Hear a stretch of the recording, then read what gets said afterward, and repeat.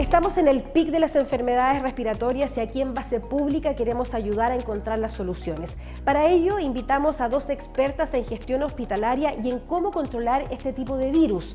Aquí comienza Poderosas, cómo salvar vidas y evitar el colapso hospitalario. Bienvenidos, bienvenidas a Poderosas. Hoy día vamos a hablar un tema muy contingente. Estamos en medio de una crisis sanitaria, una crisis hospitalaria. Los virus respiratorios no nos han dado tregua y estamos con dos expertas que queremos ahondar en esta temática, que nos ayuden un poco a dilucidar cómo salir de esto que tenemos que hacer entre todos, como ciudadanos también, no solamente como que uno pone toda la cabeza en que los doctores, las doctoras nos van a ayudar a esto, pero yo creo que este es un tema de estado de país. Quiero saludar a Mirta Acuña, pediatra, infectóloga del Hospital Roberto del Río, magíster en salud pública. ¿Cómo estás, Mirta? Bien, gracias bien, por estar muchas acá. Gracias, Isa, por la invitación. Y quiero saludar también a Francisca Crispi, doctora, presidenta del Colmet Santiago, también es magíster en salud pública, cursando su doctorado en toda esta temática que, por Dios, que ha sonado la palabra gestión hospitalaria. Y uno dice, ¿de qué se trata esto? Francisca, cuéntanos un poco, ¿cómo fue esto de alertar? Porque yo sé que el Colegio Médico viene alertando desde hace rato, desde principios de mayo incluso, que venía esta situación compleja.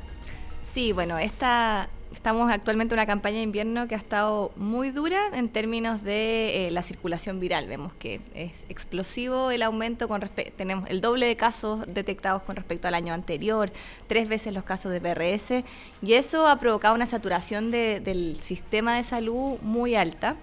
Esto es lo mismo que pasó en el hemisferio norte. Ahí, bueno, Mirta puede contar más sobre lo que es toda la deuda inmunológica que se explica y cómo eso podría influir en que los años de pandemia hoy día estén un poco pasando la cuenta en el déficit de inmunidad que se generó en ese periodo. Por lo tanto, era prevenible que este invierno iba a tener una alta congestión del sistema de salud. Y frente a eso, creo que, bueno, existieron distintos actores en los cuales, como Colegio Médico, estábamos especialmente preocupados del presupuesto. Ahí creo que existió problemas de comunicación en el cual el marco presupuestario se liberó a la red de salud a mediados de mayo con una alerta ya de que en Temuco estaba colapsado o con un gran colapso el sistema de salud allá. Por lo tanto, Temuco, Araucanía fue la primera región que estuvo colapsada. Araucanía fue la primera región en el cual se vio una superación completa de el sistema hospitalario, en el cual adultos tuvieron que ir a apoyar el área de pediatría, un poco a la inversa de lo que se hizo en pandemia. Y cuando empieza eso, todavía el marco presupuestario no estaba totalmente aprobado, los servicios de salud no contaban con esa información.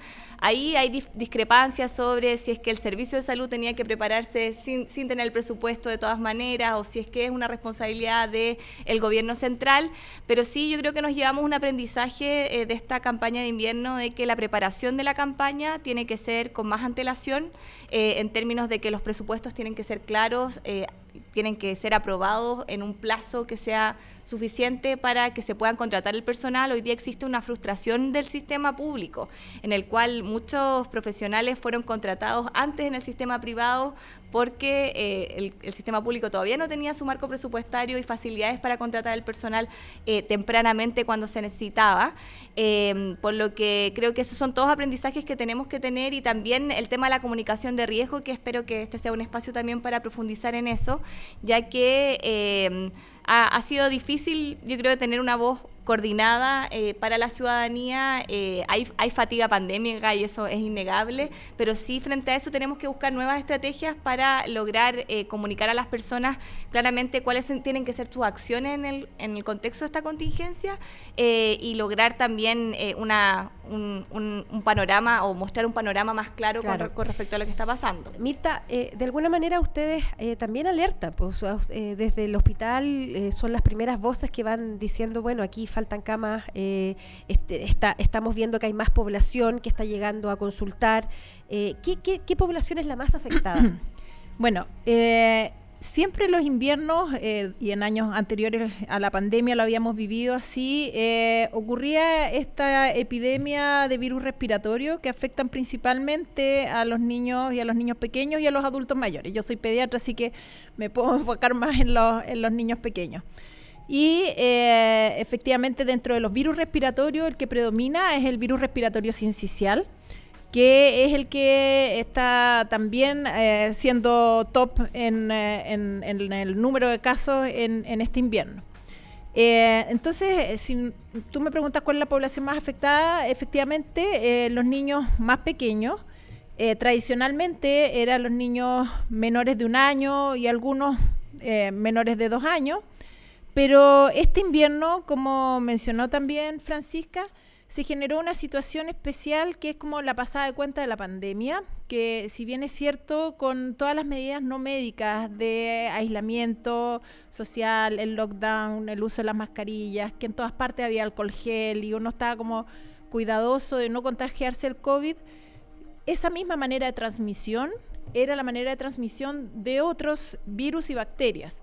Y entonces los niños, al no ir al colegio, fueron 3 semestres prácticamente que no estuvieron con clases presenciales los niños, que se usaron estas medidas de protección, de alejamiento social, el uso de las mascarillas, el lavado de las manos, el alcohol gel, hizo que se expusieran muchísimo menos al virus respiratorio sincicial y a otros virus respiratorios. Entonces, de hecho, en mi hospital el año 2020 no hubo ningún caso de virus respiratorio sincicial identificado, ninguno.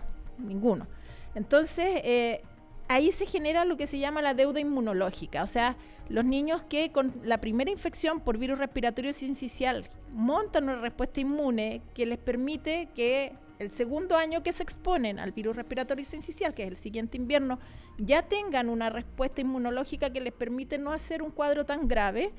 Todos esos niños se fueron acumulando probablemente desde septiembre del 2019, porque ya en invierno del 2020 estábamos guardados, 2021, y algunos se enfermaron en el 2022, pero no fue un año así característico prepandémico.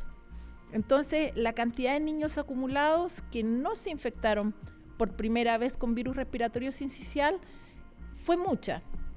Y esto ya también, como decía la Francisca, se vio y se vivió en el hemisferio norte. ¿Y cómo conversa la red? Es que eso es algo que se habla en la red hospitalaria, el subsecretario de redes asistenciales, que ya sabemos lo que pasó, presentó su renuncia, fue aceptada, tenemos otro subsecretario en este minuto, Osvaldo Salgado, o sea, trajo coletazos políticos, esto sí o sí. ¿Qué significa esto que la red converse? Pucha, que la red converse, o sea, yo lo veo desde una perspectiva no solamente vertical, que desde los hospitales, atención primaria, conversen atención primaria con hospital, servicio de salud MinSal y viceversa, sino que también una conversación integrada transversal entre distintos hospitales, distintos consultorios, tener una panorámica ahí. Ahora, la comunicación, yo creo que en la humanidad no es tan fácil, y a lo mejor tú como experta en comunicaciones sí, claro, lo sabes, y como personas a veces nos cuesta comunicarnos, como instituciones yo creo que también tiene dificultades, y probablemente eso enlenteció la mirada así como más panorámica, se me ocurre a mí. Pero hay una estructura y la Francisca debe conocerla así como mejor, de los canales de comunicación, y que están siempre abiertos. Yo creo que es más lento nomás.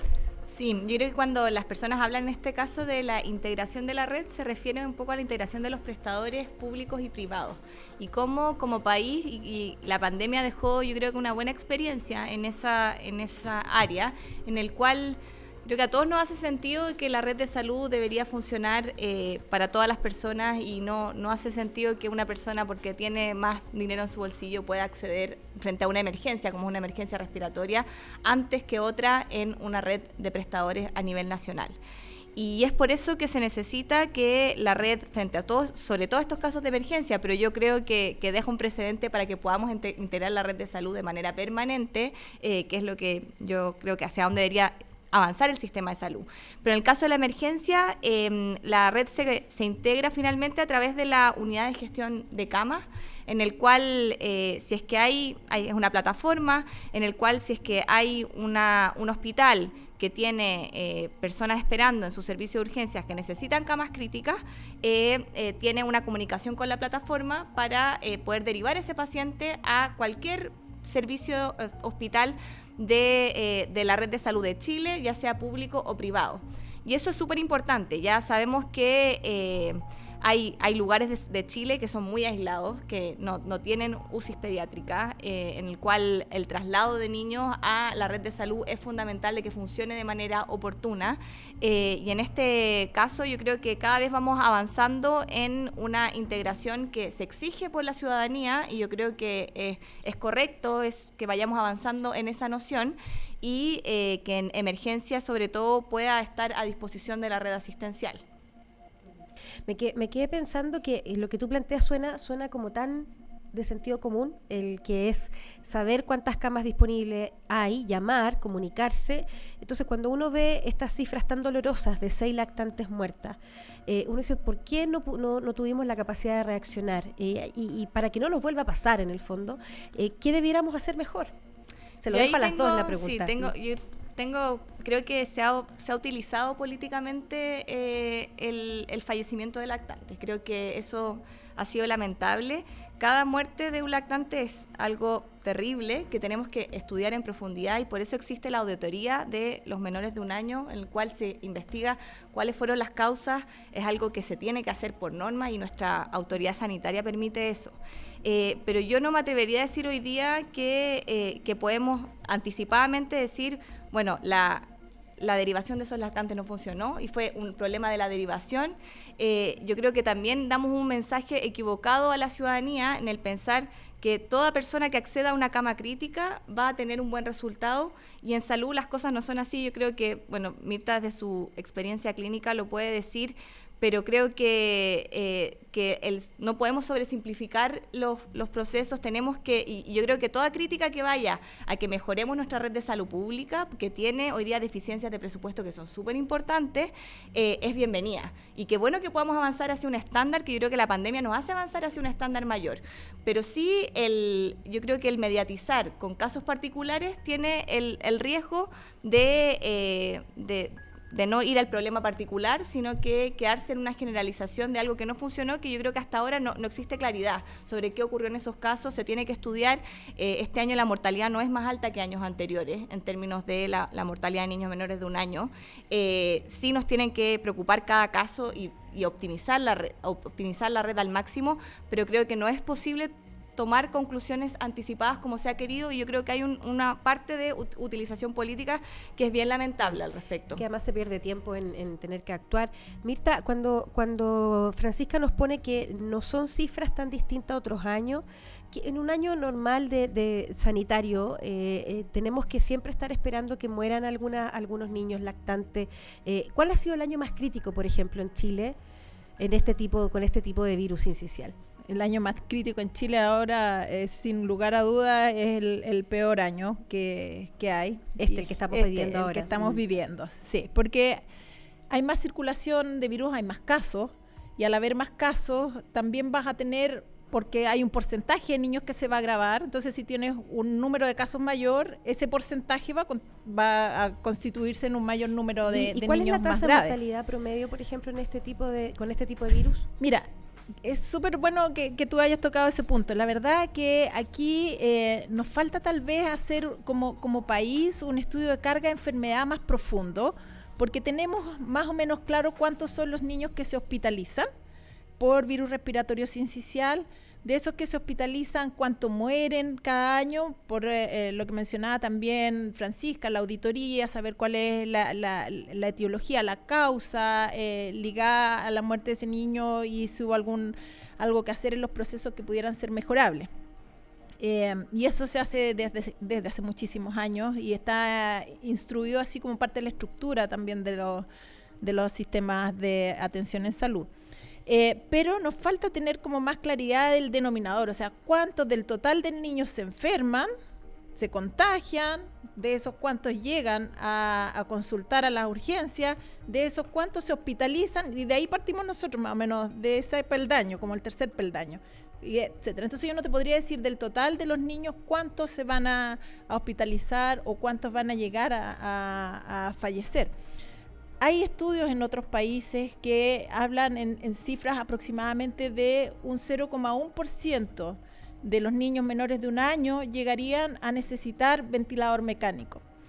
Entonces, y de esos, un porcentaje menor son los que fallecen, porque hay igual fallecimientos, como decía la Francisca, no es que uno no asegura que el niño va a tener un buen resultado si es que tiene una cama crítica, pero uno debería asegurarle a cada niño que va a tener el mejor proceso de tratamiento y en el momento oportuno para hacer lo que más se pueda. O sea, que no quede duda que hicimos todo lo posible, y si hicimos fallece, todo el protocolo. Pucha, exacto. De verdad, a veces son situaciones inmanejables en que el virus provoca una respuesta inflamatoria a nivel pulmonar que destruye el pulmón o que lo inflama demasiado y que eso no permite ventilar, aunque tú lo coloques en las últimas generaciones de ventilador mecánico o en sistema de circulación extracorpórea, que en el fondo se salta en el pulmón y tú vas oxigenando la sangre del niño con una máquina.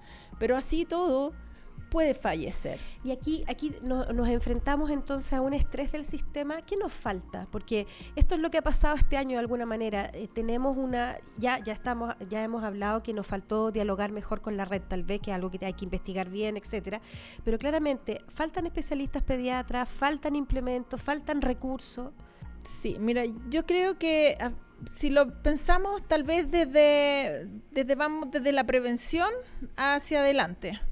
Desde la prevención yo creo que todavía nos falta esta comunicación de riesgo y que la prevención comience en marzo, junto con la campaña de vacunación de la influenza, recordar que vienen los meses fríos, que vienen los virus respiratorios, que el virus respiratorio sincicial es muy, muy grave para los niños pequeños, en especial a los menores de 6 meses, y ahí instruir y comunicar este riesgo de estas poblaciones de niños más pequeños, qué factores de riesgo son conocidos que afectan más cuando fuman en el domicilio o los padres, la contaminación intradomiciliaria, qué factores son protectores, la lactancia materna, favorecerla más allá de los 6 meses y que hasta los 6 meses sea exclusivo. Todas esas cosas tienen que comunicarse porque ojalá quisiéramos que se enfermaran grave los menos niños posible, porque muchos se van a contagiar la mayoría igual, pero ojalá sean lo menos graves posible. Y después pasamos al nivel de atención donde tú dices, ¿faltan pediatras? Sí, en invierno nos hacemos pocos los pediatras, pero sobre todo es crítico los pediatras que son especialistas en intensivo. Ahí es muy, muy crítico el número y probablemente hay un gap que va a tener que analizarse de cuánto es lo que se necesita. Ahora, esta mirada también tiene que tener ese entendimiento que es estacional. Entonces después en el verano van a decir, oye, sobran los pediatras intensivistas, ¿qué están haciendo aquí? Oye, tenemos que tener una mirada así como a largo plazo, integradora, a plazo y entender ahí que en algo invierno muy se requiere. interesante que plantea Mirta, Frank, que tiene que ver con la comunicación de riesgo. ¿A quién le llamamos comunicación de riesgo? Antes estábamos súper acostumbrados a las campañas, como que hemos dejado de hacer campañas. ¿Por qué? Sí, yo creo, bueno, hay spot televisivo en este momento, pero yo creo que las personas ven menos televisión, se están informando por otros medios y hace falta una vocería, yo creo que, y es lo que hemos pedido en el ministerio, como tenemos una vocería con los actores sociales, el diversificar la llegada a las personas con mensajes claros y comunes que permitan a las personas saber sobre los riesgos. Pero ahí hay algo que yo no logro entender. En la pandemia fuimos sumamente claros, lávese las manos, usa alcohol gel, póngase mascarilla. 3 comunicaciones bien claritas, eso le llamamos una comunicación que yo además le llamo, que escuché creo al doctor Osvaldo Artázar, que decía comunicar con calma y no comunicar con pánico, que eso es lo otro que también pasa en los medios, que de repente escuchamos unas comunicaciones como que está todo muy mal y no es tan así. ¿Qué habrías hecho tú en esta comunicación de riesgo, por ejemplo, bien claramente? Sí, yo creo que es fundamental empezar con una comunicación de riesgo que sea temprana, ya, porque frente a un caso como fue el caso de la polémica de la lactante de San Antonio, de Mía, ahí creo que el no tener montado ya una comunicación diaria con las personas sobre qué está pasando en la red asistencial, y fue algo que dijimos al ministerio en su minuto. Ya estaba en Araucanía la situación muy crítica y no se notaba por parte de la autoridad un sentido de urgencia con respecto a lo que estaba pasando para comunicarlo a las personas sobre, estamos en esta campaña de invierno, cuáles son las medidas de autocuidado que tenemos que tomar, que son medidas que ya conocemos y ahí tenemos un aprendizaje colectivo con respecto a la pandemia. y también cómo nuestras propias conductas pueden influir en la propagación de este virus, y ahí tiene que ver todo lo que es lo social y cómo en estos meses nos podemos un poco abocar a la campaña de invierno para evitar la saturación de la red asistencial. Y también me gustaría precisar con respecto a lo que decía Mirta, ahí, bueno, hemos estado hablando con la doctora Fabiola Castro, que es presidenta del Comité de Intensivos de la SOCHIPE. Ella nos contaba que existen 190 personas trabajando en UCIs pediátricas en Chile como intensivistas, y hay 62 UCIs pediátricas a nivel de nacional, lo que para cubrir los turnos es por lo menos una dotación de 360 intensivistas pediátricos. Es una especialidad... O sea, estamos al debe. Es una debe hoy día los colegas, yo tengo que decirlo, están reventados, están cubriendo doble, triple turnos a la semana, es una saturación de su capacidad humana que es muy alta, y a ellos va obviamente nuestro reconocimiento y también la necesidad de fortalecer lo que es la especialización en pediatría, que a mí mis colegas pediatras siempre me dicen que ven que a veces se ve como una especialidad de segunda categoría, y en estos momentos vemos la importancia de una pediatría que sea fuerte, la importancia de que la especialidad como intensivo pediátrico sea una especialidad que son las declaradas en falencia, en el cual se promueve la remuneración, la formación, etcétera, para incentivar que contemos con una dotación que en casos como este pueda dar el ancho. Eso es una mirada de mediano plazo que quizás no lo podíamos anteceder tanto por lo que son los tiempos de formación, pero sí para el futuro y entendiendo...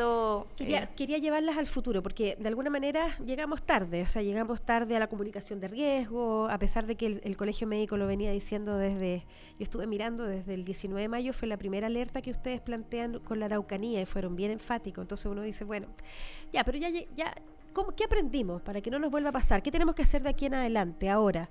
Si tú tuvieras que elegir, Mirta, ¿cómo empezar a trabajar para que no nos vuelva a pasar el próximo año? Todavía nos quedan 2 meses fuertes de virus. ¿Qué tenemos que hacer? Bueno, yo creo que, y es un poco lo que converso con mis colegas, todavía hay cosas que podemos hacer, no podemos dar la batalla por perdida. Entonces, y tampoco creo que sea necesario, y además creo que es necesario no perder tiempo en seguir buscando cuál es la culpabilidad de quién o de no quién. Yo creo que eso hay que dejarlo para después, un análisis posterior, para tener aprendizajes para situaciones similares, hacerlo de una mejor manera. Yo creo que ahora el tema es, en este minuto, que tenemos una alta demanda de camas básicas, camas intermedias y de alta complejidad como camas críticas de intensivo, yo creo que lo importante es cómo aumentamos esta oferta de camas, por un lado, y eso tiene que ver con la coordinación que hay y la gestión de cada hospital y también la coordinación con la red. Entonces, aumentar las camas básicas en mi hospital, en un minuto hemos llegado a tener más de 60 pacientes en espera de cama, y se empezó a gestionar, estando los niños hospitalizados en la urgencia, cómo redistribuíamos los pediatras que estábamos haciendo interconsultas o policlínicos para ir a ver a los niños en la urgencia. Entonces, la redistribución del recurso humano para la situación más contingente y darle la atención adecuada y requerida de manera oportuna a los niños que están hospitalizados es una de las formas de que tú aumentas esta oferta. Bueno, nosotros acá en Base Pública trabajamos el periodismo en soluciones, que de alguna manera ya sabemos cuál es el diagnóstico, tenemos los números, sabemos que hay un problema. ¿Qué hacemos? Entonces, aquí hay algo súper concreto que en el fondo es actuar rápidamente con el tema de acceso a las camas, pero hay 2 medidas que se han instaurado. Una que ya está haciendo, que es la mascarilla, Francisca, quería preguntarte si funciona. Y la segunda se ha hablado de el teletrabajo para madres, y ojalá para padres, digo para yo, cuidadores. para cuidadores, sí. Eso es padres y padres, cuidadores, los que tengan tuición de un niño o una niña, que sean menores de 2 años, porque claramente ahí es donde está la población de riesgo. ¿Esas 2 medidas, por ejemplo, serían soluciones concretas, la mascarilla y el teletrabajo? Sí, yo creo que complementando lo que dice Mirta, claramente hay que aumentar la capacidad de la red asistencial y apoyar a los equipos. De ahí hemos pedido medidas súper concretas que se han ido tomando, sean, por ejemplo, el contratar a personas liberadas de guardia para poder incorporarlas a los turnos, también la contratación de profesionales de información, que pueden también apoyar en lo administrativo, administrativo. Obviamente no te van a manejar una cama crítica, pero sí pueden ayudar en lo administrativo, ayudar en la comunicación con los familiares. Ahí hay un apoyo que se dio harto en pandemia y el apoyo de otros equipos de salud, como los anestesiólogos se ponen a disposición, y eso es algo, un llamado que tenemos que hacer ahora. La prioridad ahora es el virus, vamos todos para allá. Claro, y tiene que ser algo bien ciudadano, y un llamado también a los colegas a que todos nos pongamos a disposición en esta contingencia respiratoria, que sabemos que a diferencia de la pandemia empieza y termina, son un par de meses y tenemos que poner nuestras energías ahí porque es urgente. Pero al mismo tiempo tenemos que, todas las medidas que son de disminuir la circulación viral son importantes, ¿ya? Porque el sistema está muy sobrecargado hoy día. Está haciendo todos los esfuerzos para expandir más camas, pero eso parece no está siendo suficiente si es que tenemos más de un 93% de ocupación de las camas críticas. Eso en la práctica es una cama disponible en un centro, una cama disponible en otro, y eso es insuficiente. Para eso, disminuir la circulación viral es importante, y todas las medidas que son, como el uso de mascarillas, la mascarilla ha demostrado, hay evidencia contradictoria, pero la evidencia apunta a que sirve en disminuir la transmisión del virus, sobre todo en espacios cerrados y si hay síntomas respiratorios, por lo que es algo que nos debería ayudar a contener. Luego tenemos todo lo que es el poder evitar que los niños pequeños vayan a las salas cunas y a los jardines infantiles. Eso es algo que nosotros recomendamos, pero para que eso ocurra tenemos que tener ayudas sociales para que los padres, exacto, madres, cuidadores se puedan quedar con sus hijos. Y en eso están las propuestas que han consistido en extender el postnatal durante este invierno.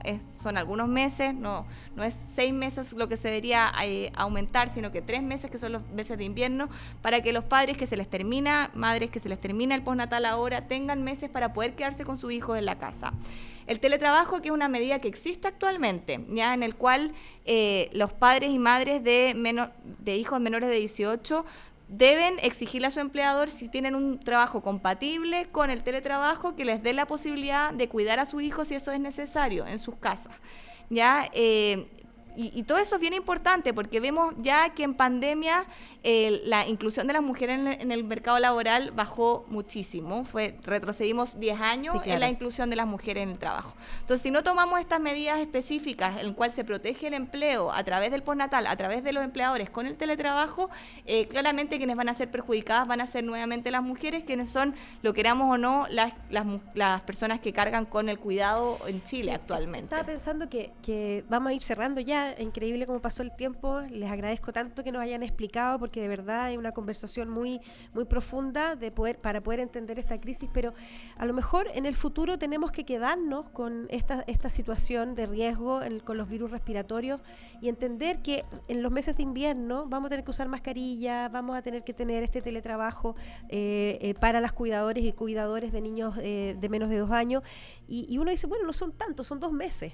Que claro, tenemos que hacer un esfuerzo como país y hacer un cambio como cultural, ¿o no? Tal vez, Mirta. Sí, ahí yo quería agregar un poquito. Yo creo que el tema del teletrabajo es una cosa que sería una herramienta tremenda, porque, claro, uno dice, los niños más afectados son los menores de 2 años, y ahí están la sala cuna y algunos que parte jardín infantil, pero alguien tiene que hacerse cargo de ellos, y el que los cuidadores puedan estar ahí es una herramienta tremenda. Pero también, bueno, esto lo hemos discutido en la Sociedad Chilena de Pediatría, que también formó parte del directorio. También es importante tener claro que los niños más pequeños y los menores de 6 meses, que habitualmente están en la casa todavía, están con el postnatal, los padres, qué sé yo, se enferman por sus hermanos que son un poco, exacto, más grandes. Porque los niños que tienen 3, 4 años, que van al jardín infantil, incluso 5 años, no saben de lavarse bien las manos, o si andan con moco, no agarrar a ver su caso a la guagua, que el nuevo integrante de la familia, como la decir, no. Entonces, tal vez en situaciones de emergencia sanitaria, cuando nosotros vemos que ya la ocupación de camas, porque por un lado tenemos que aumentar la oferta en la medida que se puede, pero tiene un límite, y por otro lado hay que tratar de frenar la demanda o aplanar la curva, que no vaya aumentando tan rápido los casos. En ese caso, tal vez incluso decir, mira, el teletrabajo o las clases online o lo que sea, hasta los 4 años, 5 años, no sé, los primeros grados de la enseñanza básica, donde uno sabe que los niños todavía no entienden tan fácilmente que no tienen que andar besuqueando la guagua, chupeteando el chupete y metiéndoselo a la guagua después, ¿cachai? Que son cosas que pasan. Son cosas súper simples, pero que debiéramos estar todos como muy concientizados. Además hay que pensar que no en todas las familias, es más, tal vez en la mayoría de las familias no tiene una pieza cada uno de los niños, sino que todos viven y duermen juntos, digamos. Entonces es mucho más fácil que se contagien si está yendo al jardín infantil o a los primeros cursos básicos.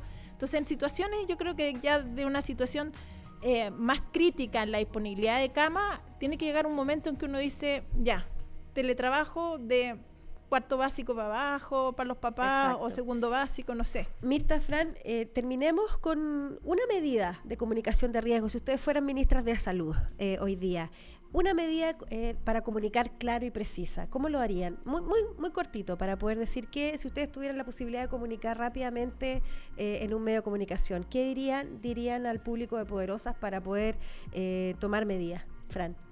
Sí, en este momento yo creo que las medidas fundamentales son del autocuidado y tienen que ir en el sentido de la vacunación, ¿ya? Y ahí quiero hacer un llamado especialmente a las embarazadas, que son el grupo con menor cobertura hoy día que tenemos. Tenemos solamente un 35% de las embarazadas. Las embarazadas son un grupo de riesgo para la influenza grave y también al vacunarse protegen a sus futuros hijos, por lo que eso es importante, por lo que hacer un llamado, yo creo que la claridad hoy día está en el autocuidado, tenemos que llamar a las personas a vacunarse, a tomar las medidas de cuidado de las personas en riesgo hoy día, que son los pequeños, tratar de aislarlos frente a las herramientas que tenemos para evitar que se enfermen y lograr que en estos meses que quedan, que son unos meses, el bajar la carga de enfermedad que nuestro sistema de salud puede tolerar. Mirta. Comunicación de riesgo, sí, rápida. Tienes una posibilidad concreta de comunicarle a las Poderosas. Sí, mira, yo creo que complementar lo que dice la Francisca, que es súper importante,